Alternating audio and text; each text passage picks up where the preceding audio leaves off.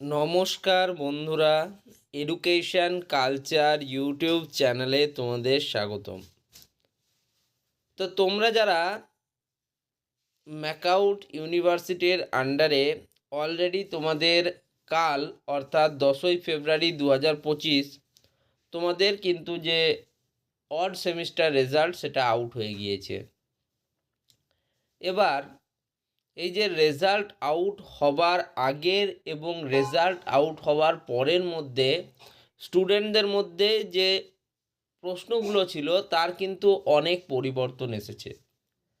যে স্টুডেন্টরা পরীক্ষার রেজাল্ট বেরোবার আগে প্রশ্ন করছিল যে দাদা রেজাল্ট কবে বেরোবে, সেই সমস্ত স্টুডেন্টদেরই এখন প্রশ্ন হয়ে দাঁড়িয়েছে যে দাদা আমাদের যে রেজাল্ট সেটা ভালো হয়নি, আমাদের সাপ্লি এসছে, ব্যাক পেপার এসছে। তো এই বিষয়ে যদি কিছু একটু বলো।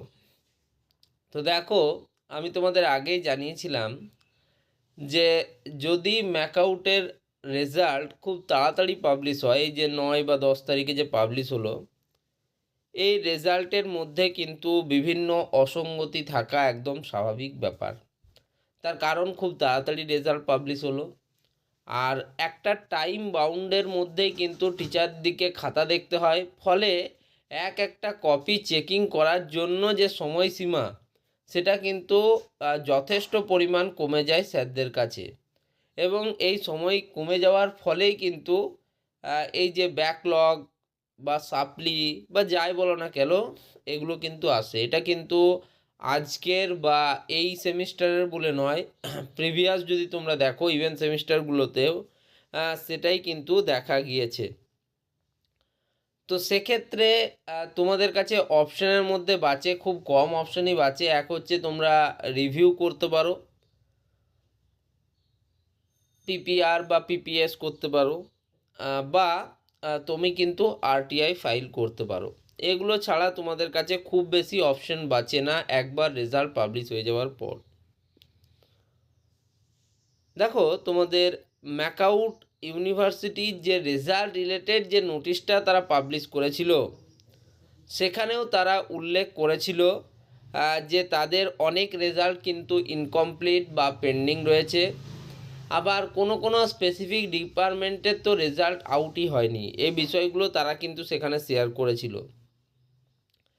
এবং তোমাদের এই যে রেজাল্ট রিলেটেড যে অসঙ্গতি সেটা কিন্তু প্রত্যেকবার কিন্তু দেখা যাচ্ছে স্টুডেন্টদের সঙ্গে। স্টুডেন্টরা এক্সামিনেশন ভালোভাবেই দিচ্ছে, কিন্তু তাদের রেজাল্টটা যেটা সেটা কিন্তু আশানুরূপ হচ্ছে না। এই সমস্যাটা কিন্তু বেশ কিছুদিন স্টুডেন্টরা এই প্রবলেমটা ফেস করছে। ওকে,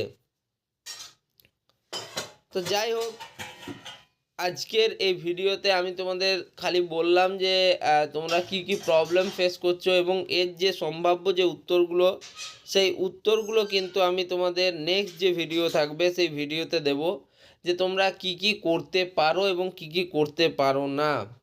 দেখো, সত্যি বলতে গেলে যদি বলো প্রত্যেকটা স্টুডেন্ট যারা তোমাদের অড সেমিস্টার এক্সামিনেশান দিয়েছিলে সবাই পাস করবে এমনটা কিন্তু নয়। অনেক স্টুডেন্ট নিজেও জানে যে আমি যেভাবে এক্সামিনেশান দিয়েছি সেই হিসেবে কিন্তু আমার কোনোভাবেই পাস করা সম্ভব নয়, আমার ব্যাক বা সাপ্লি আসবে কিছু কিছু স্পেসিফিক সাবজেক্টে। তো তাদের যাদের আগে থেকেই যারা জেনে গিয়েছিলে যে এই সাবজেক্টগুলো আমাদের এক্সামিনেশান ভালো হয়নি, আমরা ব্যাক বা সাপ্লি পাবো, সেই সাবজেক্টগুলোতে কিন্তু তোমরা সাপ্লি পাবেই, সেটা যেভাবেই হোক।